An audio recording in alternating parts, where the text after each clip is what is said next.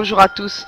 Nous avons vu ensemble dans la vidéo précédente l'enfance du jeune Corse et ses débuts militaires. Nous allons voir dans cette vidéo la campagne d'Égypte et les débuts politiques de Napoléon jusqu'au poste de premier consul. C'est le passage de Bonaparte à Napoléon.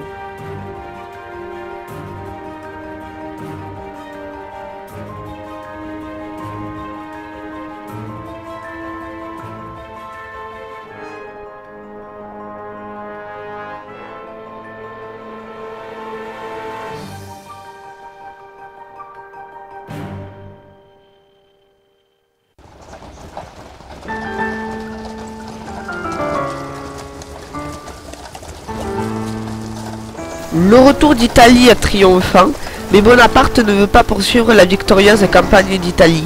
Le Directoire pense à lui confier une armée pour envahir l'Angleterre, mais il sait qu'une percée en territoire britannique serait vouée à l'échec. Avec l'aide de Talleyrand, ministre des Relations extérieures, il propose de conquérir l'Égypte. Cela couperait la route des Indes aux Anglais et aurait une influence économique sur toute la Grande-Bretagne. Le 9 juin, Malte tombe. Le 2 juillet, Alexandrie tombe également après un combat face aux Mamelouks supérieurs en nombre. 25 000 hommes et 10 000 cavaliers face à seulement 18 000 soldats français. Mais mal équipés et mal organisés, 6 000 d'entre eux tomberont sur les carrés de Bonaparte. Suite à cette victoire triomphante, le jeune général aurait prononcé cette phrase maintenant si célèbre: « Du haut de ces pyramides, 40 siècles vous regardent ». Arrivé au Caire, Bonaparte apprend que l'amiral anglais Nelson a détruit la quasi-totalité de la flotte française. Sur 17 navires, seuls 2 vaisseaux réussirent à s'enfuir. Sur 8 000 hommes, 3 200 furent tués ou blessés, et 3 000 autres finirent prisonniers par les Anglais, qui n'eurent à déplorer la perte d'aucun navire. Mais au-delà de l'humiliation stratégique infligée par les Anglais, le désastre d'Aboukir permet à l'ennemi d'être pleinement maître de la Méditerranée. C'est encore une ironie comme une histoire en compte des dizaines. L'armée d'Égypte victorieuse est maintenant prisonnière de sa propre conquête. Bonaparte, privé de ravitaillement et sans moyen de retour, a donc tout intérêt à ce que la cohabitation avec les populations locales se passe bien. Il ira même jusqu'à dire qu'il souhaite se convertir à l'islam. Mais l'Empire ottoman lance 2 armées contre Bonaparte, qui, comme il le dira plus tard, avait compris que la guerre se gagne bien plus avec les jambes des soldats qu'avec les fusils.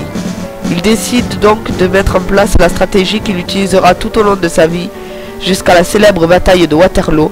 Il combat les 2 armées ottomanes successivement. Malgré l'épuisement et la peste qui fait des ravages, les troupes françaises font tomber Gaza le 24 février 1799 et Jaffa le 7 mars. Mais il faut encore battre la seconde armée ottomane.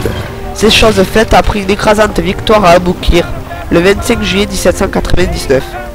Peu de temps après, on informe Bonaparte que l'échec du Directoire est retentissant. Il y voit là sa chance. Abandonnant son armée, et peut-être à l'aide de quelques complicités anglaises, le général victorieux débarque à Fréjus le 9 octobre 1799. 3 semaines seulement après son retour d'Égypte, Bonaparte fait partie de l'équipe mettant fin au Directoire. Et là, tout va très vite. 2 mois après, il est nommé premier consul. Mais il lui faudra encore mener de nombreuses batailles politiques avant de pouvoir gouverner enfin seul.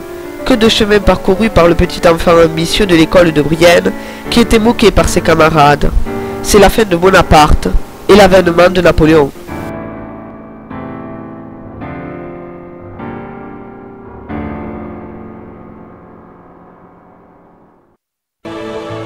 Napoléon vient donc d'atteindre les plus hautes sphères de l'État, mais l'éternel ambitieux en veut toujours plus. Il veut un statut à la hauteur de ses succès militaires. C'est la création de l'Empire.